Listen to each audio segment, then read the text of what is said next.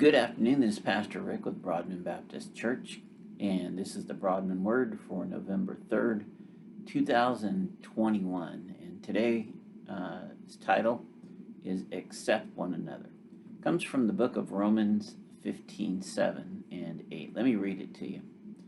Accept one another, then, just as Christ accepted you, in order to bring praise to God. For I tell you that Christ has become a servant of the Jews on behalf of God's truth, so that the promises made to the patriarchs might be confirmed. And we'll go on to verse 9. And moreover, that the Gentiles might glorify God for his mercy. As it is written, therefore I will praise you among the Gentiles, I will sing the praises of your name. So you see, the Jews back then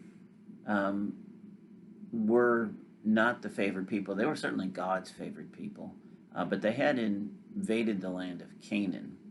And so what we have here is by God's direction, they were given a land and they occupied the land and prospered in the land, not the favored people. So accept one another just as Christ accepted you, Romans being written to Jews, is a statement that regardless of the circumstances that Christ accepted you, and now in modern terms, Christ has accepted anyone who wishes to profess his name as Lord and Savior. His table is open to all.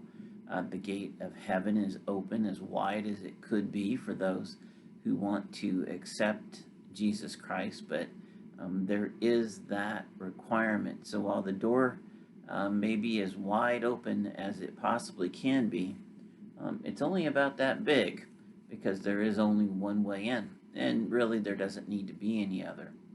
Now, in terms of accepting one another, the passage here from the Apostle Paul says that Christ has become a servant of the Jews. We're supposed to be servants of the world. We are not here to rule. That's Jesus's job whenever he comes back. But for now, we are supposed to be the ambassadors of Christ, the representatives of the kingdom, which means we should have a mind of service. We should have a mind of acceptance. We should have a mind intent on reconciling as many as we can to the cross. God's wish is that none should perish, and we are the tools, the voices that he uses to make his plea. We are the ones that are out there in the kingdom representing the gospel message and trying to bring as many as we can into the house.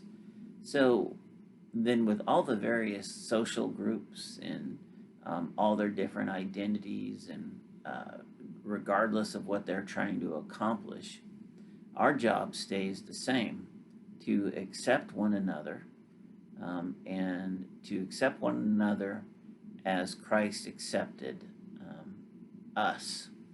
So Christ then is the example for us on how to make it through times.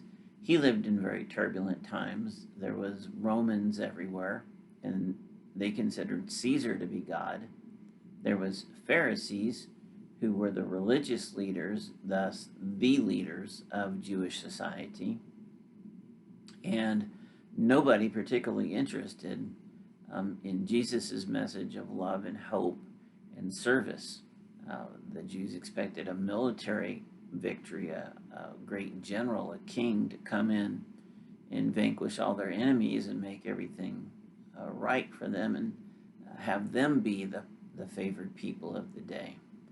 But God's truth requires us to confirm through our words and our actions what he has promised, because we see it and we live it out in our lives, and we have that relationship.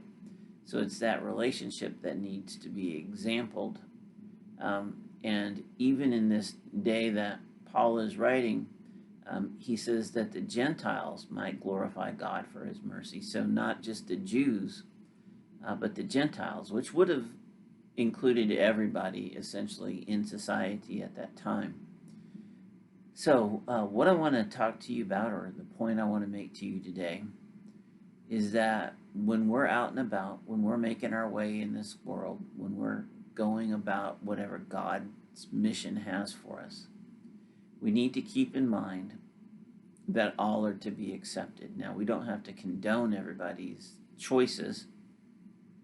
We don't have to agree or promulgate their lifestyle. We don't have to accept the words they say or the actions that they take, but we have to accept them as individuals as the basis for showing them the gospel. And that is not an easy thing to do. To relate to people in a loving, gospel representing way as an ambassador of Christ, the light of Christ, the words of God making a plea to the lost, is to represent that way, and not see what the people are saying or doing, a very difficult thing. But Romans, the Apostle Paul, in this chapter 15:7 through 9, make it very clear that whether it's difficult or not, whether we understand it or not, it is apostolic, meaning it is a directive of God that we accept each other wherever we are in the walk or not yet having a walk. And we're to bring as many as we can to the cross with this acceptance. So listen, I love you. I hope you have a marvelous day in the Lord, and I'll talk to you next time.